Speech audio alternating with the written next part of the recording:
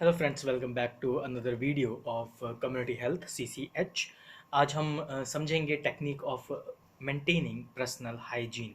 यानी हमारा जो टॉपिक है कम्युनिटी हेल्थ वर्कर के अंदर आज का प्रैक्टिकल जो रहेगा वो रहेगा टेक्निक्स। हम कौन कौन से तरीक़ों से अपने खुद की पर्सनल हाइजीन मेंटेन कर सकते हैं, आज वो उस प्रैक्टिकल में समझेंगे।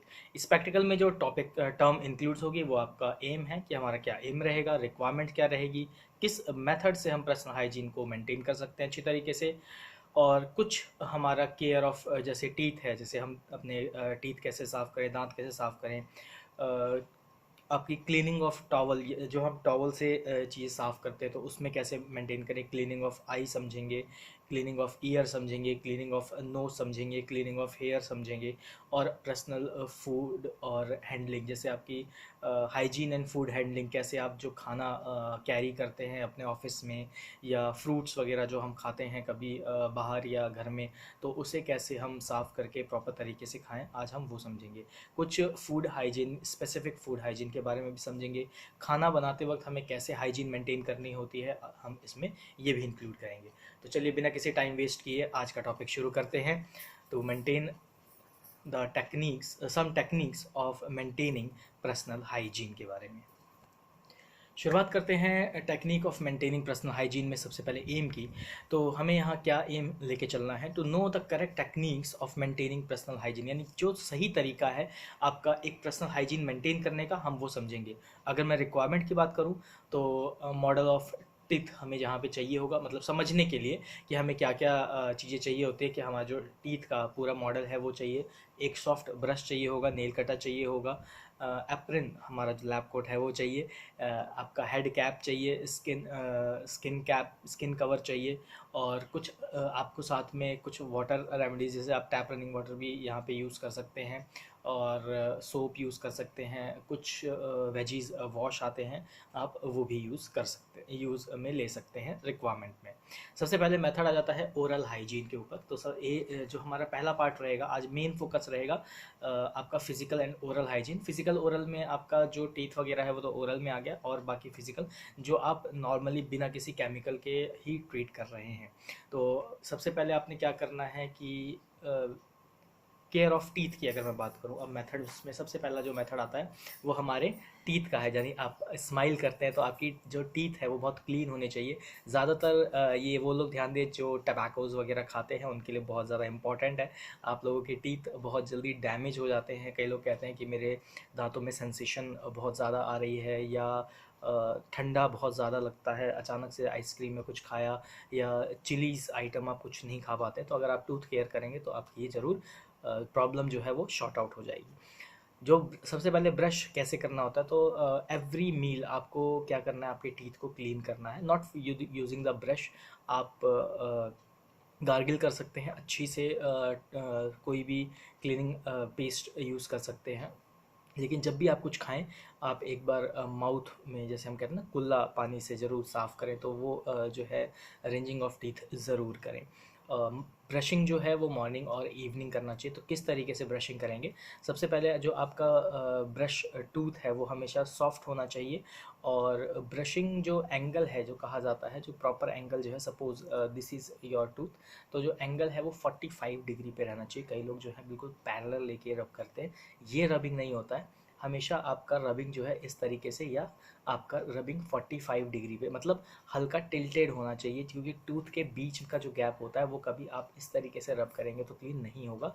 थोड़ा स्लांट और मतलब आप स्लोप में रब करेंगे, यानी 45 डिग्री एंगल पे रब करेंगे। मतलब एग्जैक्ट आप डी लगा के आपको रब नहीं करना है कि आपने एंगुलर डी लगाया और उसको देख रहे नहीं sir 45 one, no, it's just a kidding. आपने क्या करना है कि आपने टूथ लेना है, और आपने एक 45 डिग्री एंगल के तहत, मतलब ऊपर से नीचे की तरफ और लेफ्ट की तरफ, या ऊपर से नीचे की तरफ, राइट की तरफ, या नीचे से ऊपर, मतलब अप एंड डाउन नहीं करना है, थोड़ा स्लांट वे में करना है आपको ब्रशिंग।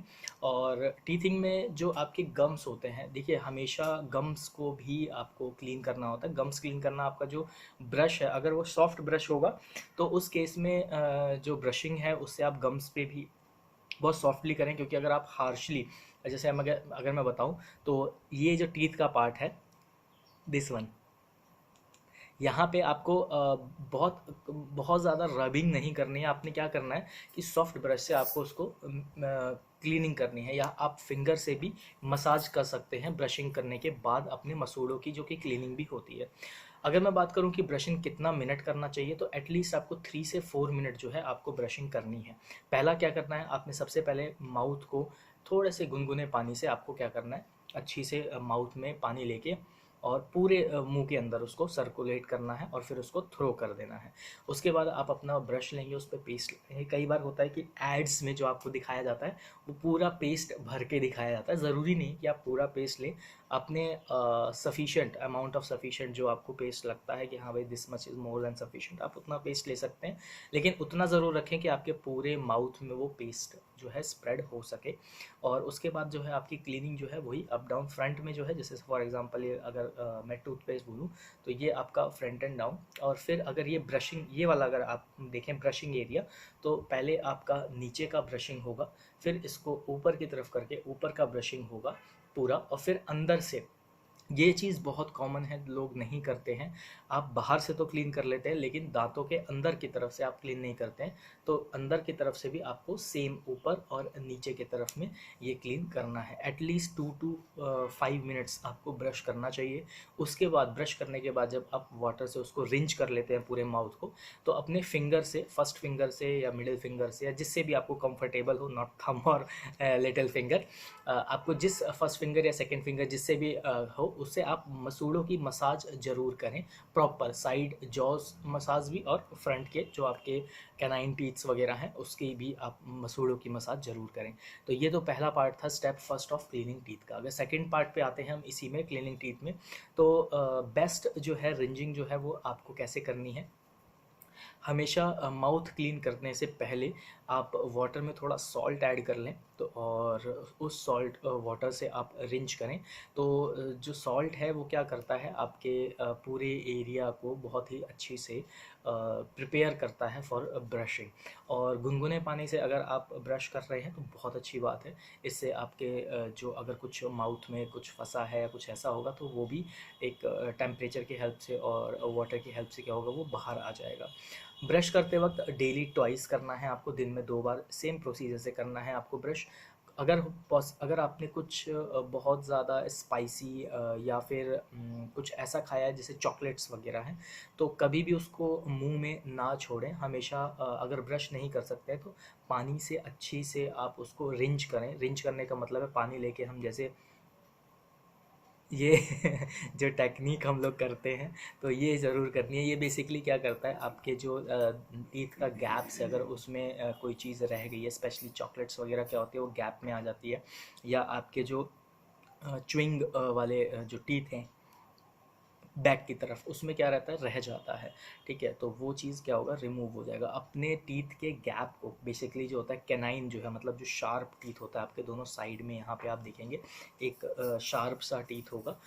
ठीक है, वो उस टीथ के उसमें क्या होता है, थोड़ा सा गैप होता है बाकी टीथ्स के मुकाबले में, बहुत माइनर गैप होता है। तो अगर उसमें कुछ फंस जाता है, सपोज़ आपका कोई, आप पालक वाला खा रहे हैं या चिकन खा रहे हैं, जो भी आप खाना खा रहे हैं, तो कभी कभार वो फंस जाता है, तो उसको क्या करना है, आपको टूथ पिक से या थ्रेड से उसको आपको रिमूव करना है, उसमें छोड़ना नहीं है।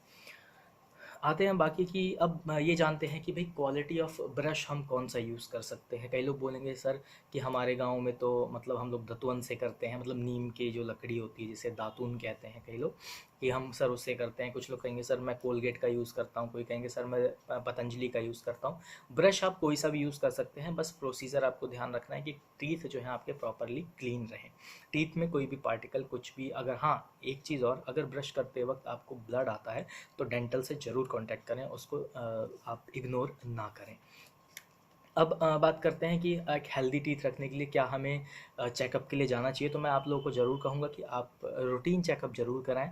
रूटीन चेकअप कहीं भी आप चाहे ओपीडी किसी डॉक्टर को दिखा सकते हैं। अगर आपके दांत में कुछ प्रॉब्लम भी नहीं हो रहा है, इन दैट केस ऑल्सो आप रूटीन चेकअप कराएं। रूटीन चेकअप कितने मंथ के गैप पे होना चाहिए, तो 3 से 6 मंथ के गैप पे आप जैसे नॉर्मली अपने हेल्थ चेकअप के लिए जाते हैं, तो आप डेंटल चेकअप के लिए भी जा सकते हैं। डेंटल चेकअप में आपने क्या ध्यान रखना है कि जब आप डॉक्टर के पास जाएंगे तो एक हेल्दी रूटीन चेकअप के लिए डॉक्टर को बोलेंगे, वो आप चेक करेंगे, वो आपको सजेस्ट करेंगे।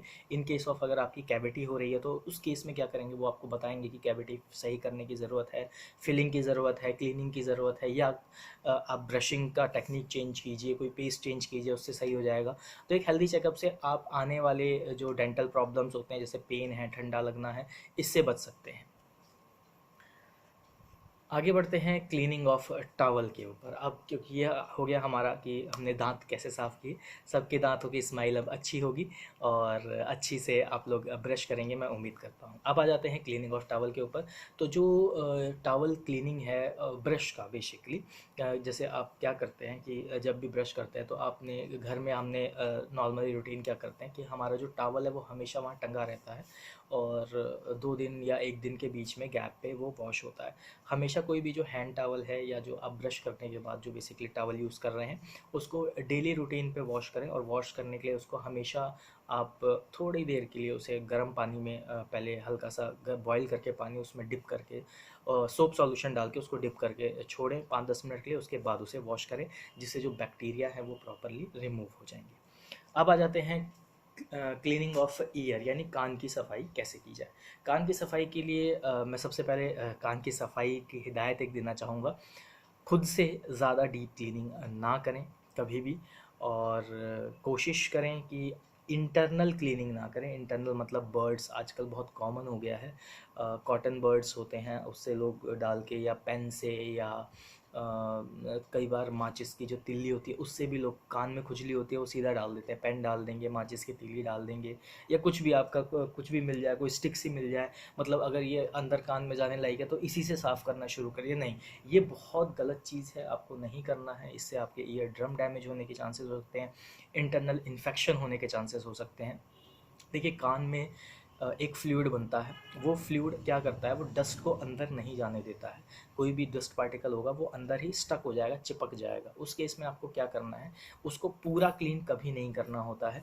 क्लीनिंग ऑफ ईयर में सबसे पहले हम बाहर की क्लीनिंग करते हैं। बाहर की क्लीनिंग में क्या ध्यान देना है, जो ये कर्व पार्ट है, यानी दिस वन, ये जो एज पार्ट आपको दिख रहा है, जहाँ मेरी फिंगर का ये जो नेल पार्ट है, ये पूरा देखेंगे आप, ध्यान से देखेंगे तो अंदर चला गया, तो ये जो है इसको क्लीन करना चाहिए। इसके बाद यहाँ ये जो पार्ट है इसको ऐसे क्लीन करना है। आप जब कभी भी टॉवल को गर्म करके देखेंगे तो यहाँ पे आपको कुछ दिखना नहीं चाहिए। जैसे देखिए मेरा हाथ बिल्कुल क्लीन है, कुछ भी नहीं है। तो ये वीकली और डेली बेसिस पे, हर 1 दिन 2 दिन के गैप पे, वैसे तो अगर आप डेली कर सकते हैं बहुत अच्छी बात है, डेली नहा रहे हैं डेली कान साफ़ करें। अगर नहीं कर पा रहे हैं, इतना टाइम नहीं लग पाता है, बहुत ही जल्दबाजी में हड़बड़ी में नहाते हैं, तो कम से कम 2 दिन 3 दिन के गैप पे इसको क्लीन ज़रूर करें। आपके ईयर के बैक का पोर्शन है, इसको आपको प्रॉपरली क्लीन करना है। ईयर के आउटर पोर्शन है, इसको प्रॉपरली क्लीन करना है। ध्यान रहे, कस के रब नहीं करना होता है, बहुत ईजिली जेंटली करना होता है। कैसे करना होता है वो समझ लेते हैं। तो सबसे पहले एक क्लीन क्लोथ लेंगे, क्लीन क्लोथ लेने के बाद उसको हॉट वाटर में थोड़ा डिप करेंगे, डिप करने के बाद उसको प्रॉपरली रिंच करने के बाद, और फिर उस सॉफ्ट कॉटन से, सॉफ्ट क्लोथ से आप उसको इस तरीके से पूरा प्रॉपरली क्लीन करेंगे। आप फिंगर में कॉटन को अटकाइए। जैसे ये सपोज़ फॉर एग्जांपल ये एक क्लोथ है, तो आपने क्या किया है, सबसे पहले आपने इसे इसको डिप कर लिया। उसके बाद आपने क्या करना है, इस तरीके से फिंगर से आप पूरा उसको ऐसे क्लीन करेंगे। बाहर बाहर से, आपको अंदर से नहीं क्लीन करना है, ध्यान रखें। ये क्लीन करेंगे तो यहाँ पे आपको डर्ट नज़र आएगा, इसमें अभी वैसे दिखेगा नहीं क्योंकि मेरे कान साफ़ हैं। और ऐसे ही पीछे इस तरीके से ये आप ऐसे यहाँ पे क्लीन करेंगे। देखिए, यहाँ का डर्ट बहुत ज़्यादा रहता है, तो इसको रेगुलर क्लीन करना ज़रूरी है। ऐसे ही आप दूसरे कान को भी इस तरीके से क्लीन कर सकते हैं। कभी भी ध्यान रखना है, कभी अंदर नहीं जाना है। तो इस, जैसे यहाँ पे आप देख रहे हैं थोड़ा बहुत कई डस्टिंग सा आ रहा है, वो बाहर की धूल मिट्टी की वजह से है। और ये इस तरीके से आपको क्लीन करना है। ये बाहर की क्लीनिंग बहुत ज़्यादा ज़रूरी है। उसके बाद आप क्या करेंगे, जब ये इस तरीके से हो जाएगा, नेक्स्ट आपने क्या करना है, आपने एक ड्राई क्लोथ लेना है। उसके बाद आपको प्रॉपरली उसको फिर से क्लीन करना है। कोई भी शार्प चीज़, कोई भी मेटल चीज़, कोई भी, आजकल कान साफ़ करने के लिए कई सारे मेटल्स के मतलब तांबे के, कई बार मैंने देखा है मार्केट में कप्स टाइप के आते हैं, मतलब उससे कहते हैं कि बहुत इजी निकल जाता है। प्लीज़ वो यूज़ ना करें, क्योंकि जो आपके अंदर का जो फ्लूइड है, जो डस्ट है, वो सिर्फ़ और सिर्फ आप उसको सॉफ्ट कॉटन से क्लीन करें। और कभी भी क्लीन भी खुद से ना करें, कोशिश करें कोई सेकंड पर्सन जो ईयर क्लीनिंग जानता है घर में, जैसे हम लोग रूटीन करते हैं, हाँ, मैं एक चीज़ और बता देता हूँ आपको।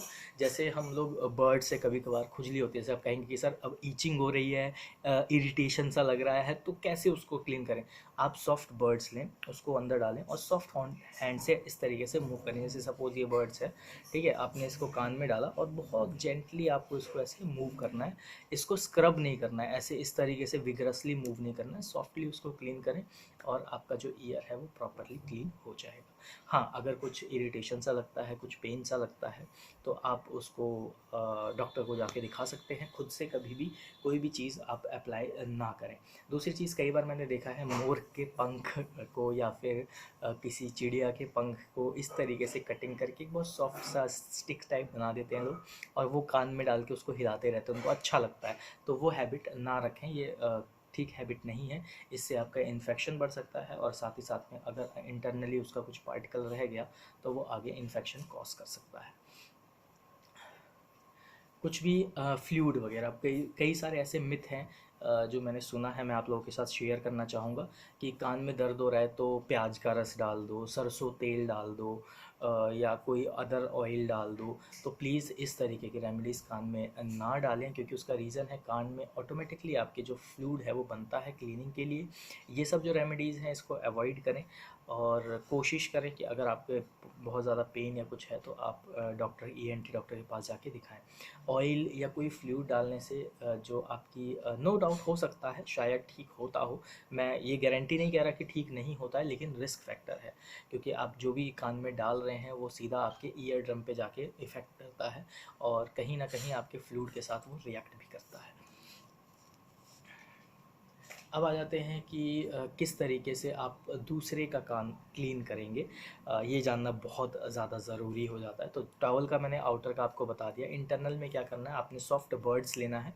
उस बर्ड्स को आपको देखना है कि वॉल्स पे ही रहे, मतलब वो अंदर की तरफ पुश ना हो। इसको ऐसे समझ लें, जैसे सपोज़ ये आपका ईयर वॉल है अंदर छेद का, ठीक है? और फॉर एग्ज़ाम्पल ये आपका ईयरबड है।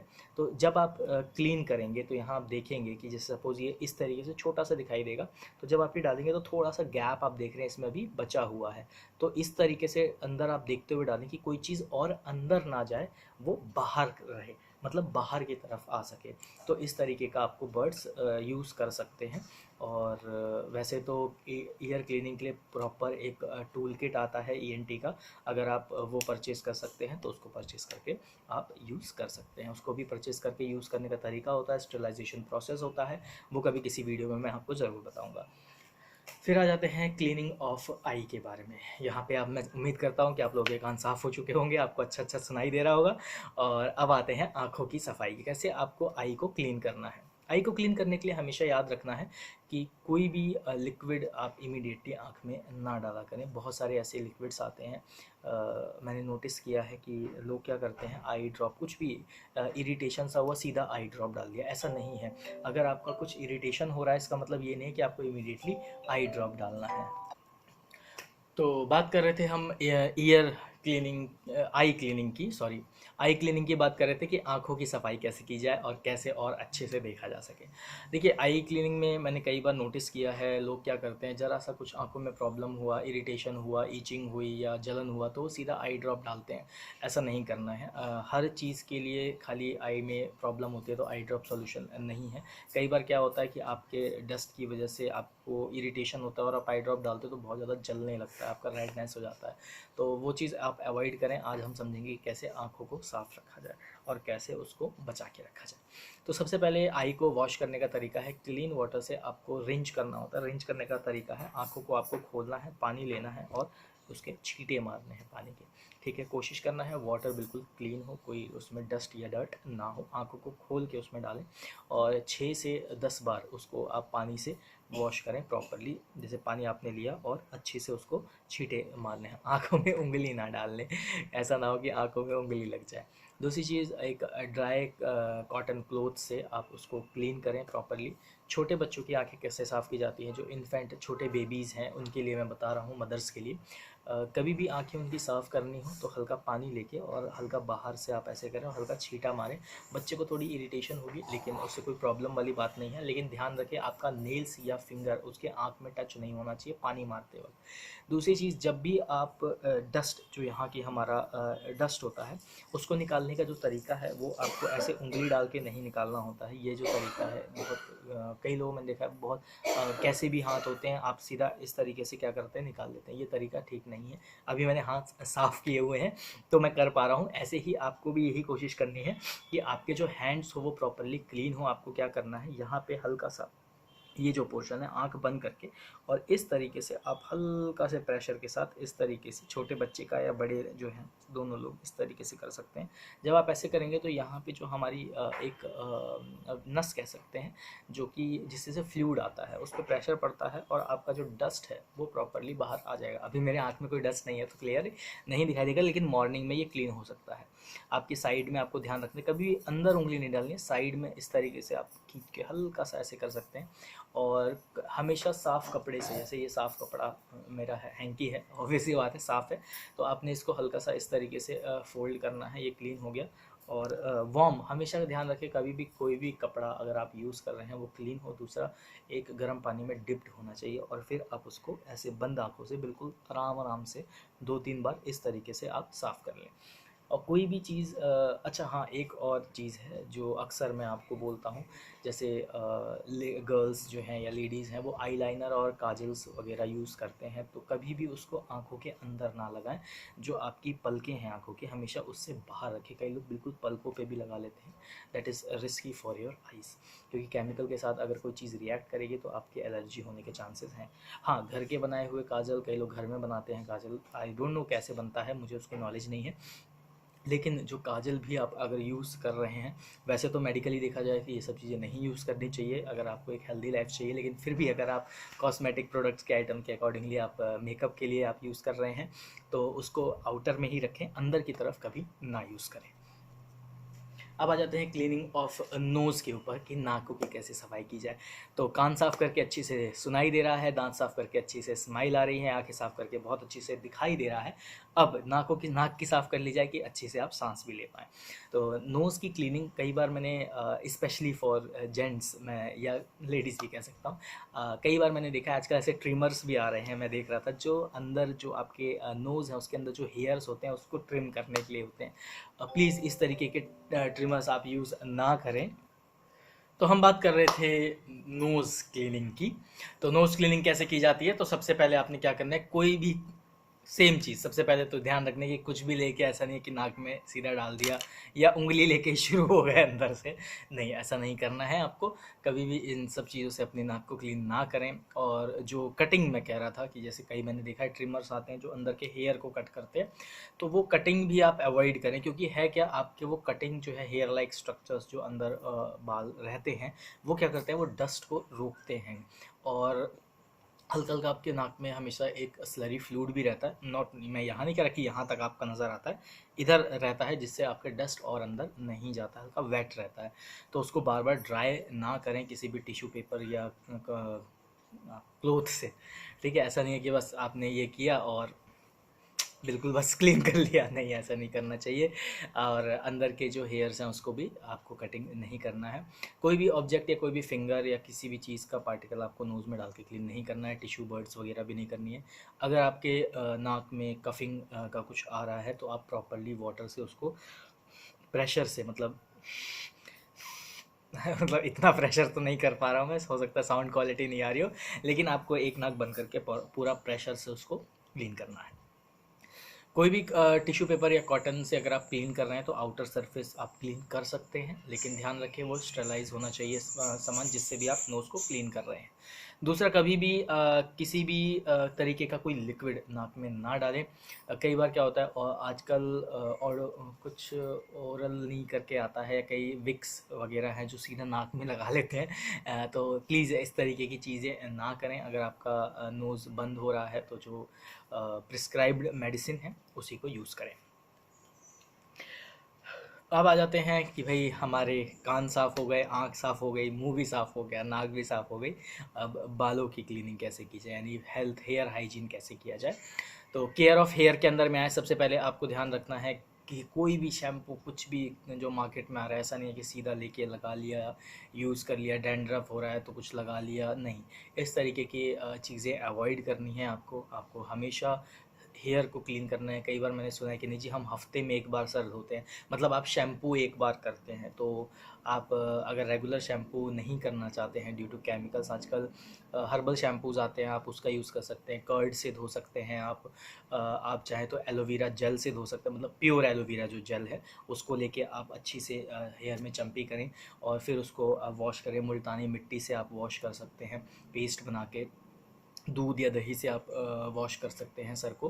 मतलब वॉश करने का मतलब ये नहीं है पानी से बस वो दूध लिया और सर पे उगेलना शुरू कर दिया, नहीं। वॉशिंग का मतलब होता है कि आपने हल्का सा एक कटोरी या बाउल में जो भी है आपका मिल्क लेना है, उसको चम्पी जैसे हम ऑयलिंग करते हैं वो करनी है और फिर उसके बाद वाटर से उसको रिंच करना है।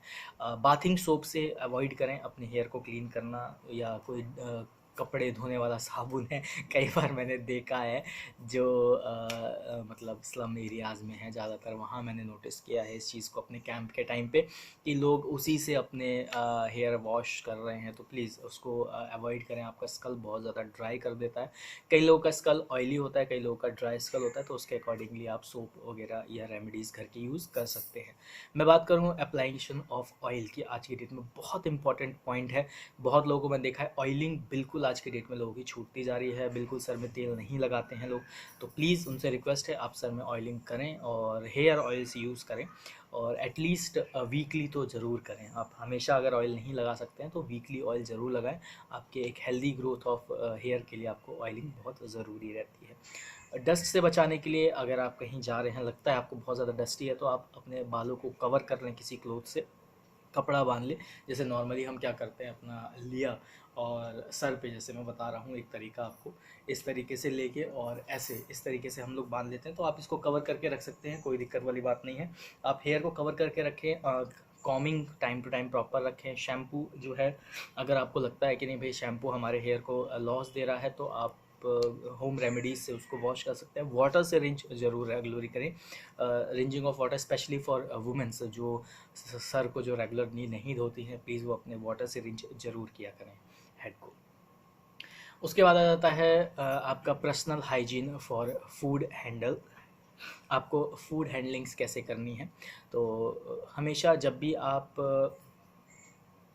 मतलब कोई भी सामान आप खरीदते हैं, वेजिटेबल्स खरीद रहे हैं, फ्रूट्स खरीद रहे हैं, या कोई भी प्रोडक्ट ऐसा खरीद रहे हैं जिसको आप कुक करके या विदाउट कुकिंग आप ले रहे हैं, जैसे गाजर मूली सैलड्स, मतलब सैलड्स के लिए कोई चीज़ आप ले रहे हैं, वेजिटेबल्स ले रहे हैं, तो आपने क्या करना है कि आपको उसको प्रॉपरली पहले पानी से रिंच करना है और फिर एक स्क्रबर रखें। स्क्रबर मतलब जैसे बर्तन साफ़ करने वाला स्क्रबर आता है, उसी तरीके का एक सॉफ्ट, थोड़ा सा, थोड़ा रग्ड, बाकी मोस्टली सॉफ्ट स्क्रबर आता है। आप उसको अच्छी से स्क्रब करें सरफेस को और उसको क्लीन करें। कोई भी उसके ऊपर पार्टिकल या कुछ ऐसा आपको दिख रहा है वो नहीं रहना चाहिए। उसके बाद अगर आप खाना कोई भी आप पार्टिकल्स आपको दिखता है तो उसको रिमूव करें with the help of knife और एनीथिंग एल्स। आप हमेशा सब्ज़ी को वॉश करने के बाद क्लोथ से क्लीन ज़रूर करें। ये बहुत कम लोग यूज़ करते हैं। सपोज़ आपने कोई भी एक सब्ज़ी खरीदी, मैं मेरे पास यहाँ पेन है अभी फ़िलहाल, तो मैं इसी से समझा सकता हूँ। तो क्या करना है, यहाँ जैसे सपोज़ मेरा एक क्लोथ है, ये मान लो एक सब्ज़ी खीरा, फॉर एग्जांपल दिस इज़ खीरा, मुझे बहुत पसंद है। तो क्या किया, जैसे मैंने इसको वाटर से रिंच कर लिया, अच्छी प्रॉपरली स्क्रब कर लिया। उसके बाद मैंने इसको क्या करना है, क्लोथ से अच्छी से इसको क्लीन करना है। और ये जब ड्राई हो जाएगा उसके बाद आप इसे रेफ्रिजरेटर में रख सकते हैं, या जहाँ भी आपका जो वेजिटेबल बकेट है जो भी आप यूज़ करते हैं, और क्लोज्ड बकेट जो रहता है आपका, स्पेशली जिसके ऊपर डस्ट वगैरह का कोई इशू ना होता है, वो आप वहाँ रख के उसको क्लीन करें। उसके बाद आ जाते हैं कि आप कैसे उसको और ज़्यादा अच्छा एफिशिएंटली यूटिलिजेबल के लिए लगा सकते हैं। तो कोशिश करें कि फ़्रेश फ्रूट्स वगैरह लें, पैक्ड फूड्स वगैरह अवॉइड करें। और ज़्यादातर जो हमारे पास इंडियन में है, बेसिकली इंडिया में बहुत ईज़िली अवेलेबल हैं वेजिटेबल्स वगैरह, तो कोशिश करें कि आप रेगुलरली फ़्रेश वेजिटेबल्स ही रखें और डायरेक्टली लेके बिना क्लीन किए कभी भी कोई भी किसी भी चीज़ को ना खाएं।